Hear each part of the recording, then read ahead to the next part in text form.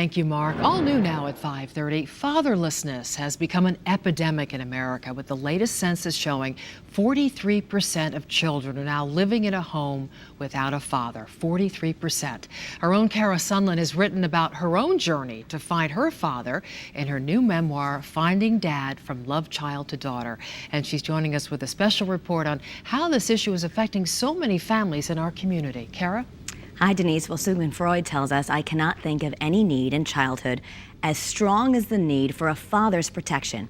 My own journey to find my biological father and ultimately form a healthy relationship with him taught me about how transforming fathers can be in the life of a child. Yet so many kids are growing up without one. Tonight, I sit down to talk to kids about the many faces of fatherlessness and its effects. Sometimes I feel like at a disadvantage. Like most of my friends, all of my friends have fathers. So it's like they can never understand it. Monifa Baltimore is a star at school. She's on her way to a top college when she graduates Capital Prep Magnet High School in Hartford. But she's always felt like she's not enough. I feel like I have to try double as hard just to get half at where everyone else is. She's doing great at school, but struggles with relationships. Not having that love and that care from your father or a father figure at all, it allows you to settle for basically anything. Monifa's good friends, Kaya and Anastasia, come from two-parent homes, but say they feel like they're in the minority now, and they see the toll fatherlessness takes. It's like they just leave it on the moms to take care of the kid. No, I'm just grateful. That's just the only word, and my heart really goes out to those who don't have their dad in their life. The statistics show fatherless kids are more at risk for drug use, teen pregnancy, violent behavior, and just about every negative statistic. But there's no one face of fatherlessness. Fatherlessness is an American issue, period. It is not driven by race. It is not driven by region. It's not driven by economics. Dr. Steve Perry is a best-selling author and the principal of Capital Prep. He's appeared on Oprah's Life Class talking about the toll the dad deficit is taking. There's a difference between divorce, separation, and absence. Absence is just that.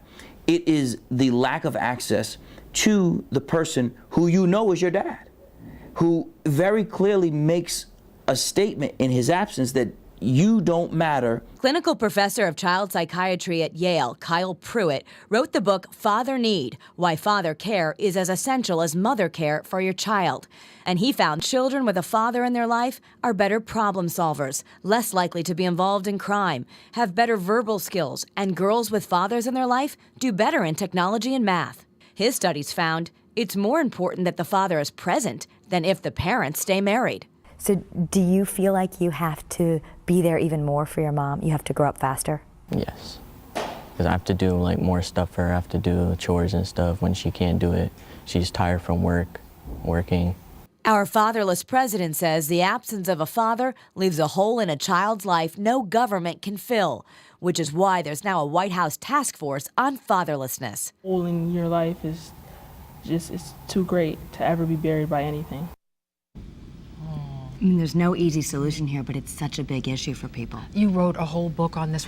What can we do about it? How can we make men more aware that their presence is so desperately needed when they father a child? So I'm sharing my story and hoping that doing stories like this can just raise awareness, like we do with so many others. Just raising awareness, letting people know it's never too late to have a healing effect in a child's life, and that fathers need to know that they can come back, and then in some cases it's vital that they do.